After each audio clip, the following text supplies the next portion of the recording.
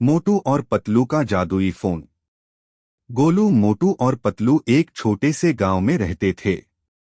ये तीनों बहुत ही अच्छे दोस्त थे और हमेशा एक दूसरे का साथ निभाते थे। वे अपने गांव में रोजाना मस्ती करते और नए नए चुटकुलों में खोए रहते थे। एक दिन गोलू के भाई की शादी के मौके पर एक मेले का आयोजन हुआ। मोटू और पतलू ने भी मेले में शामिल होने का निश्चय किया। मेले में उन्होंने बहुत सारी खिलौने देखे, लेकिन उन्हें सबसे अधिक एक अजीब सा खिलौना पसंद आया। वह खिलौना था एक जादुई फोन। मोटू और पतलू ने वहां खिलौने की दुकानदार से पूछा, यह फोन कैसे काम करता है? दुकानदार ने हंसते हुए उत्तर दिया, यह एक जादुई फोन है। इस फोन का बटन दबाने पर वह आपकी हर इच्छा पूरी कर सकता है। मोटू और पतलू को यह बहुत ही मनोरंजक लगा और उन्होंने उस जादुई फोन को खरीद लिया।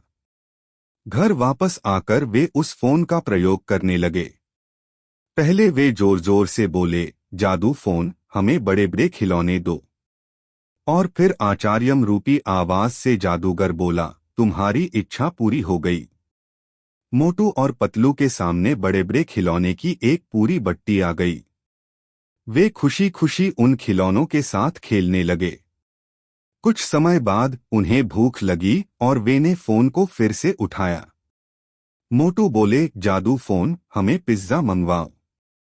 और फिर से आचार्यम रूपी आवाज से जादूगर बोला, तुम्हारी इच्छा पूरी हो गई।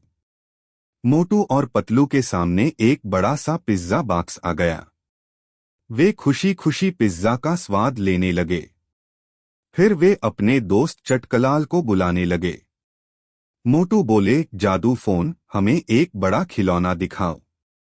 और फिर से आचार्यम रूपी आवाज से जादूगर बोला, तुम्हारी इच्छा पूरी हो गई।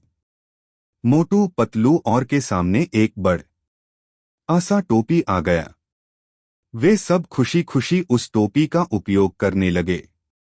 लेकिन जैसे जैसे वे जादूगर के साथ अधिक उद्योग में लगे, उनकी भूल भुलैया और हरकतें और भी बड़ी होने लगी। एक दिन मोटू, पतलू और चटकलाल ने बिना सोचे समझे एक अत्यधिक इच्छा की और जादूगर से कहा, जादू फोन, हमें बड़ी सी खिलौनी चाहिए। और फिर आचार्यम रूपी आवाज से जादूगर बोला, तुम्हारी इच्छा पूरी हो गई। वहां से एक बड़ी गर्म गर्म आलू की टिक्की का खिलौना आ गया।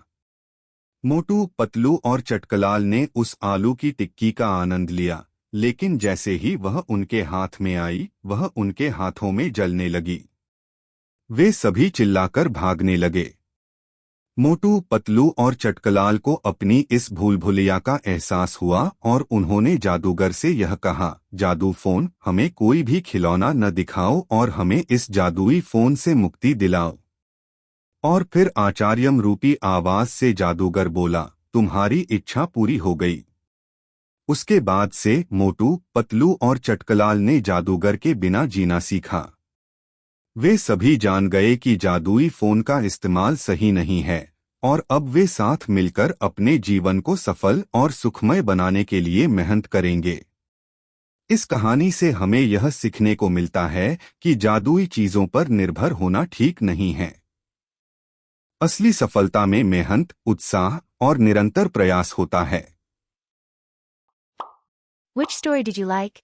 Tell us in the comment box and like and share. Don't forget to subscribe to our story.